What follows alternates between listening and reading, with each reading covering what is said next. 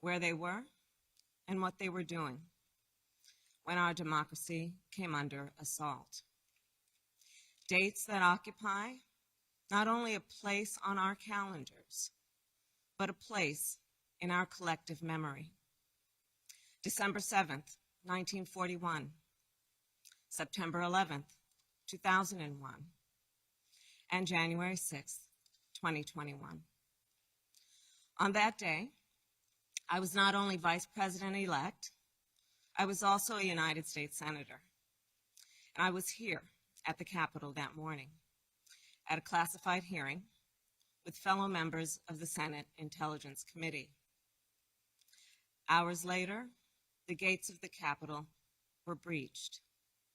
I had left, but my thoughts immediately turned not only to my colleagues, but to my staff, who had been forced to seek refuge in our office, converting filing cabinets into barricades. What the extremists who roamed these halls targeted was not only the lives of elected leaders. What they sought to degrade and destroy was not only a building, hallowed as it is. What they were assaulting were the institutions, the values, the ideals that generations of Americans have marched, picketed, and shed blood to establish and defend.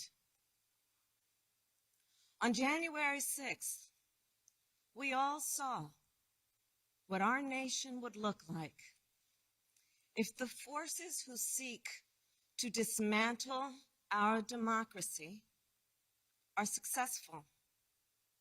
The lawlessness, the violence, the chaos.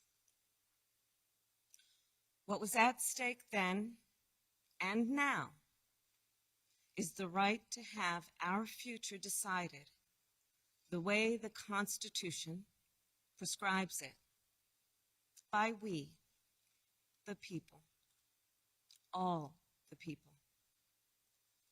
We cannot let our future be decided by those bent on silencing our voices, overturning our votes, and peddling lies and misinformation by some radical faction that may be newly resurgent, but whose roots run old and deep. When I meet with young people, they often ask about the state of our democracy, about January 6th. And what I tell them is January 6th reflects the dual nature of democracy, its fragility and its strength. You see, the strength of democracy is the rule of law. The strength of democracy is the principle that everyone should be treated equally, that elections should be free and fair, that corruption should be given no quarter. The strength of democracy is that it empowers the people. And the fragility of democracy is this, that if we are not vigilant, if we do not defend it, democracy simply will not stand. It will falter and fail. The violent assault that took place here, the very fact of how close we came to an election overturned, that reflects the fragility of democracy.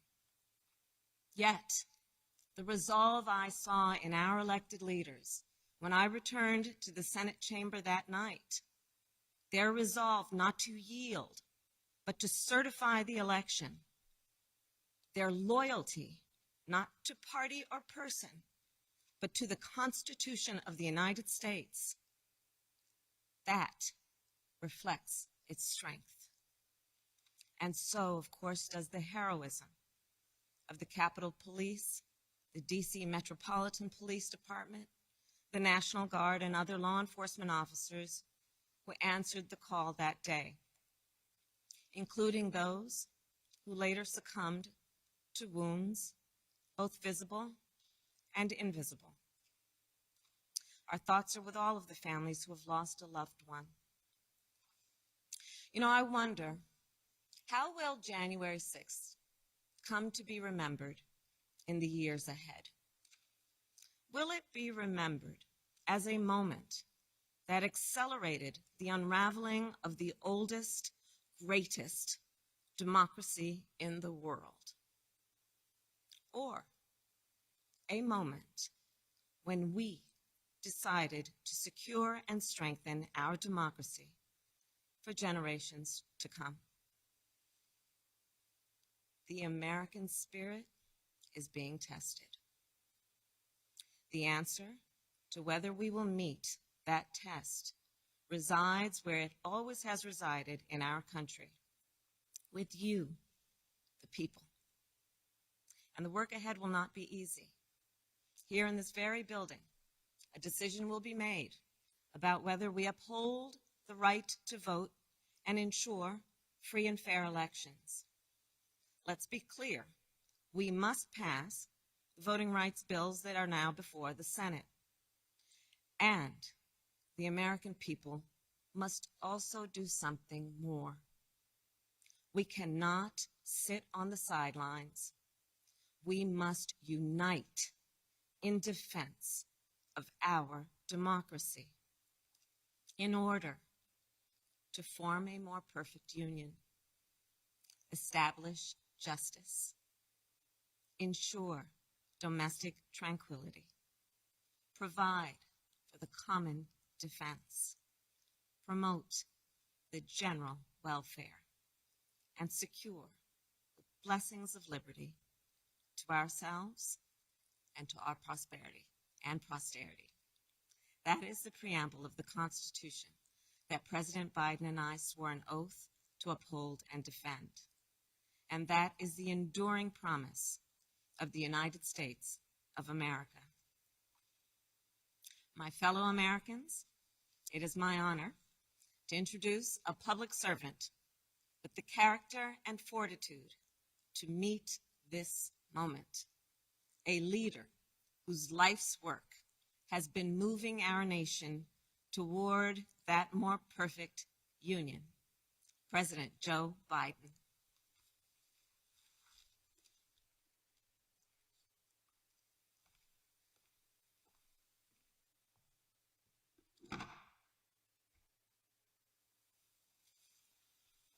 Madam Vice President, my fellow Americans, to state the obvious, 1 year ago today, in this sacred place, democracy was attacked, simply attacked. The will of the people was under assault. The Constitution, our Constitution, faced the gravest of threats. Outnumbered in the face of a brutal attack, the Capitol Police, the DC Metropolitan Police Department, the National Guard, and other brave law enforcement officials saved the rule of law. Our democracy held. We, the people, endured. We, the people, prevailed. For the first time in our history, a president had not just lost an election, he tried to prevent the peaceful transfer of power as a violent mob breached the Capitol. But they failed. They failed. And on this day of remembrance, we must make sure that such attack never happens again. I'm speaking to you today from Statuary Hall in the United States Capitol. This is where the House of Representatives met for 50 years in the decades leading up to the Civil War. This is on this floor where young Congressman from Illinois, Abraham Lincoln, sat at desk 191. Above him, above us, over that door leading into the rotunda, is a sculpture depicting Cleo, the muse of history, In her hands, an open book in which she records the events taking place in this chamber below.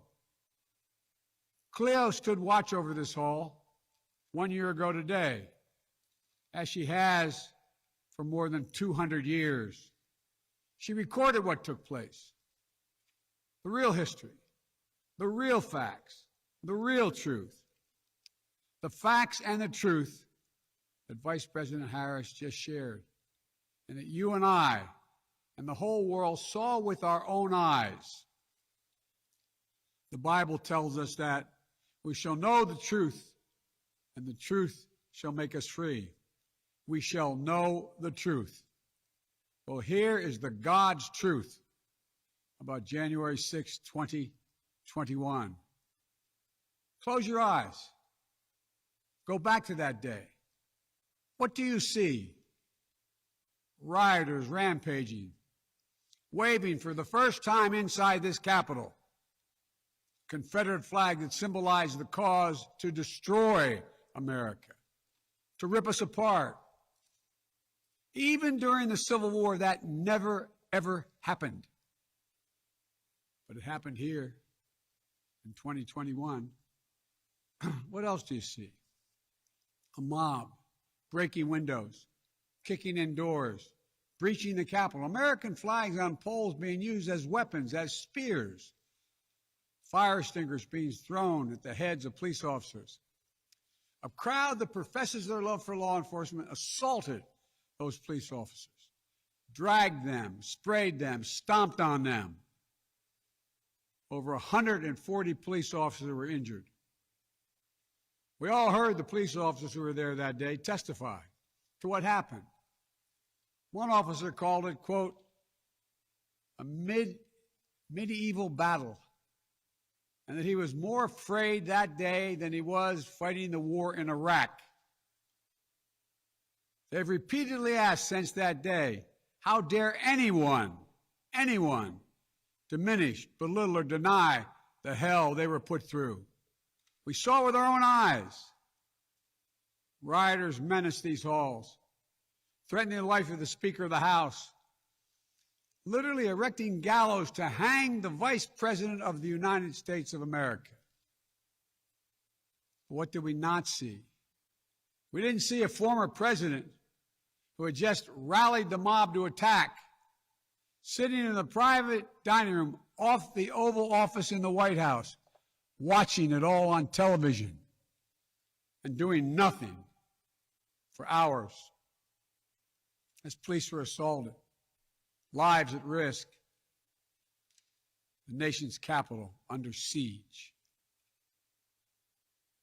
This wasn't a group of tourists. This was an armed insurrection. They weren't looking to uphold the will of the people. They were looking to deny the will of the people. They weren't looking to uphold a free and fair election. They were looking to overturn one. They were looking to save the cause of America. They were looking to subvert the Constitution. This isn't about being bogged down in the past. This is about making sure the past isn't buried. That's the only way forward. That's what great nations do. They don't bury the truth. They face up to it. Sounds like hyperbole, but that's the truth. They face up to it. We are a great nation. My fellow Americans, in life there's truth, and tragically there are lies. Lies conceived and spread for profit and power. We must be absolutely clear about what is true and what is a lie. And here's the truth. The former President of the United States of America has created and spread a web of lies about the 2020 election. He's done so because he values power over principle, because he sees his own interest as more important than his country's interest, than America's interest, and because his bruised ego matters more to him than our democracy or our Constitution. He can't accept he lost. even though that's what 93 United States senators, his own attorney general, his own vice president, governors and state officials in every battleground state have all said he lost. That's what 81 million of you did as you voted for a new way forward. He has done what no president in American history, the history of this country, has ever done. He refused to accept the results of an election and the will of the American people. While some courageous men and women in the Republican Party are standing against it, trying to uphold the principle of that party, too many others are transforming that party into something else. They seem no longer to want to be the party of Lincoln, Eisenhower, Reagan, the Bushes. But whatever my other disagreements are with Republicans who support the rule of law and not the rule of a single man, I will always seek to work together with them to find shared solutions where possible. Because if we have a shared belief in democracy, then anything is possible. Anything.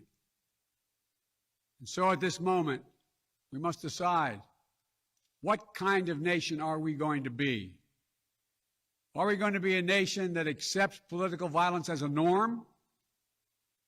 Are we going to be a nation where we allow partisan election officials to overturn the legally expressed will of the people?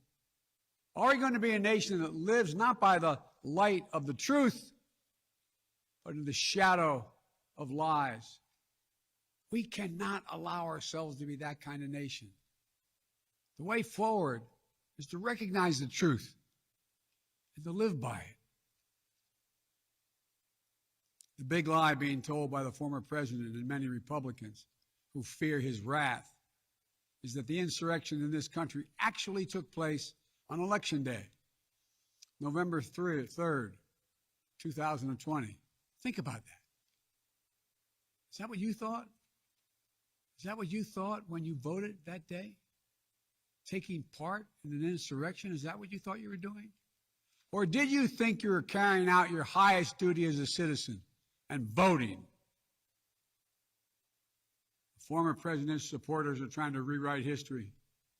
They want you to see Election Day as the day of insurrection. And the riot that took place here on January 6th as a true expression of the will of the people. Can you think of a more twisted way to look at this country, to look at America? I cannot. Here's the truth.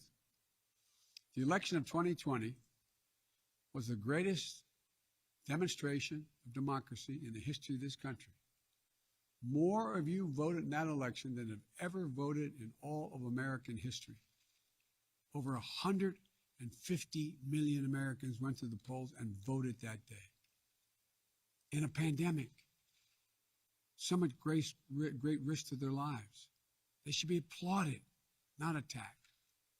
Right now, in state after state, new laws are being written, not to protect the vote, but to deny it. Not only to suppress the vote, but to subvert it.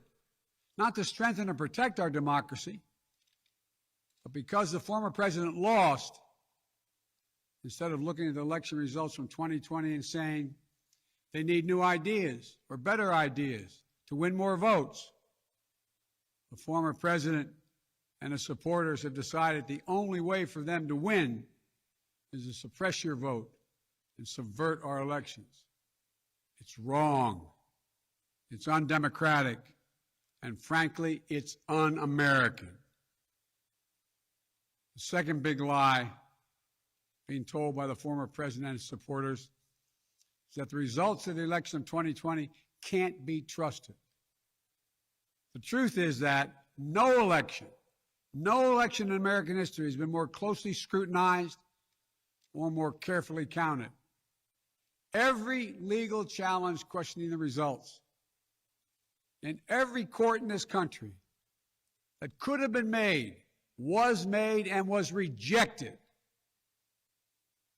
Often rejected by Republican-appointed judges, including judges appointed by the former president himself, from state courts to the United States Supreme Court.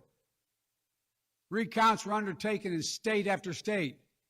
Georgia counted its results 3 times, with 1 recount by hand.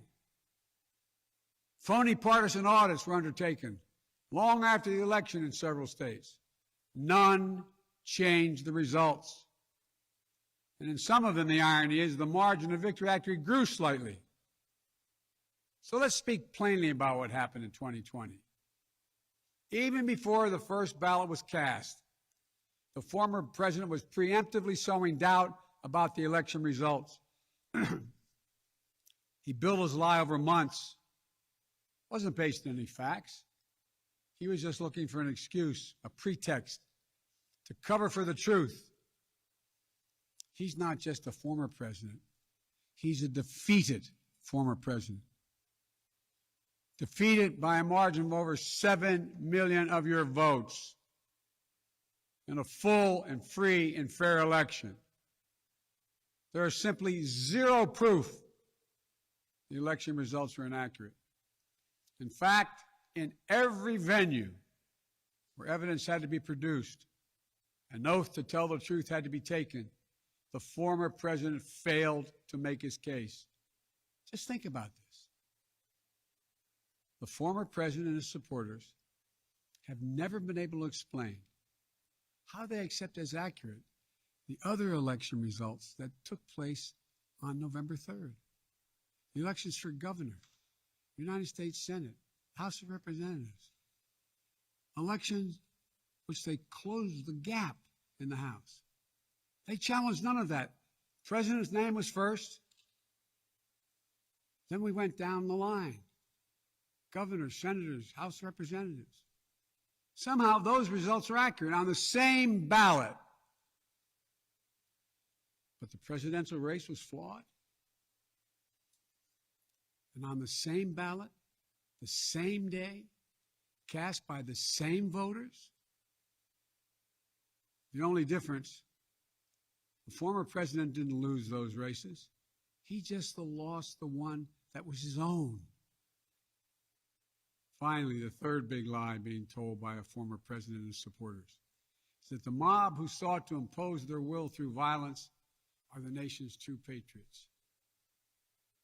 Is that what you thought when you looked at the mob ransacking the Capitol, destroying property, literally defecating in the hallways, rifling through the desks of senators and representatives, hunting down members of Congress? Patriots? Not in my view. To me, the true patriots were the more than 150 Americans who peacefully expressed their vote at the ballot box. The election workers who protected the integrity of the vote. And the heroes who defended this Capitol. You can't love your country only when you win. You can't obey the law only when it's convenient. You can't be patriotic when you embrace and enable lies. Those who stormed this Capitol, and those who instigated and incited, and those who called on them to do so, held a dagger at the throat of America, at American democracy. They didn't come here out of patriotism or principle.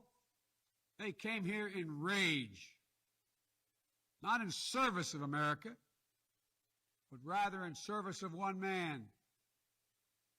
Those who incited the mob, the real plotters who were desperate to deny the certification of this election, defy the will of the voters. But their plot was foiled. Congressmen, Democrats, and Republicans stayed. Senators, representatives, staff, they finished their work the Constitution demanded. They honored their oath to defend the Constitution against all enemies, foreign and domestic. Look, folks, now it's up to all of us, to we the people, to stand for the rule of law, to preserve the flame of democracy, to keep the promise of America alive. The promise is at risk. targeted by the forces that value brute strength over the sanctity of democracy, fear over hope, personal gain over public good. Make no mistake about it, we're living at an inflection point in history, both at home and abroad. We're engaged anew in a struggle between democracy and autocracy, between the aspirations of the many and the greed of the few, between the people's right of self-determination and the self-seeking autocrat. From China to Russia and beyond, they're betting that democracy's days are numbered. They've actually told me democracy is too slow, too bogged down by division to succeed in today's rapidly changing, complicated world. And they're betting America will become more like them and less like us. They're betting America is a place for the autocrat, the dictator, the strongman. I do not believe that. That is not who we are. That is not who we have ever been. And that is not who we should ever, ever be. Our founding fathers, as imperfect as they were, set in motion an experiment that changed the world, literally changed the world. Here in America, the people would rule. Power would be transferred peacefully, never at the tip of a spear or the barrel of a gun. They committed to paper an idea that they couldn't live up to, but an idea that couldn't be constrained. Yes, in America, all people are created equal. We reject the view that if you succeed, I fail. If you get ahead, I fall behind. If I hold you down, I somehow lift myself up. The former president who lies about this election and the mob that attacked this Capitol could not be further away from the core American values. They want to rule, or they will ruin. Ruin what our country fought for at Lexington and Concord, at Gettysburg and Omaha Beach, Seneca Falls, Selma, Alabama. What we were fighting for? The right to vote, the right to govern ourselves, the right to determine our own destiny. With rights come responsibilities. The responsibility to see each other as neighbors. Maybe we disagree with that neighbor, but they're not an adversary. Responsibility to accept defeat. Then get back in the arena and try again the next time to make your case. Responsibility to see that America is an idea. An idea requires vigilant stewardship. As we stand here today, 1 year since January 6, 2021, the lies that drove the anger and madness we saw in this place, they have not abated. So we have to be firm, resolute, and unyielding in our defense of the right to vote and to have that vote counted. Some have already made the ultimate sacrifice in this sacred effort. Jill and I have mourned police officers in this Capitol Rotunda not once but twice in the wake of January 6th. Once to honor Officer Brian Sicknick, who lost his life the day after the attack, and the second time to honor Officer Billy Evans, who lost his life defending this Capitol as well. We think about the others who lost their lives and were injured, and everyone living with the trauma of that day, from those defending this Capitol, to members of Congress in both parties and their staffs, to reporters, cafeteria workers, custodial workers, and their families. Don't kid yourself. The pain and scars from that day run deep. I've said it many times, and it's no more true or real when we think about the events of January 6th. We are in a battle for the soul of America. A battle that by the grace of God and the goodness and greatness of this nation, we will win. Believe me, I know how difficult democracy is, and I'm crystal clear about the threats America faces. But I also know that our darkest days can lead to light and hope. From the death and destruction, as the Vice President referenced in Pearl Harbor, came the triumph over the forces of fascism. From the brutality of Bloody Sunday on the Edmund Pettus Bridge came historic voting rights legislation. So now let's step up, write the next chapter in American history, where January 6th marks not the end of democracy, but the beginning of a renaissance of liberty and fair play. I did not seek this fight brought to this Capitol 1 year ago today, but I will not shrink from it either. I will stand in this breach. I will defend this nation, and I will allow no one to place a dagger at the throat of democracy. We will make sure the will of the people is heard, that the ballot prevails, not violence, that authority in this nation will always be peacefully transferred. I believe the power of the presidency and the purpose is to unite this nation, not divide it, to lift us up, not tear us apart. To be about us, not about me. Deep in the heart of America burns a flame, lit almost 250 years ago, of liberty, freedom, and equality. This is not a land of kings or dictators or autocrats. We're a nation of laws, of order, not chaos, of peace, not violence. Here in America, the people rule through the ballot, and their will prevails. So let us remember, together, we're one nation, under God, indivisible. That today, tomorrow, and forever at our best, we are the United States of America. God bless you all. May God protect our troops. And may God bless those who stand watch over our democracy.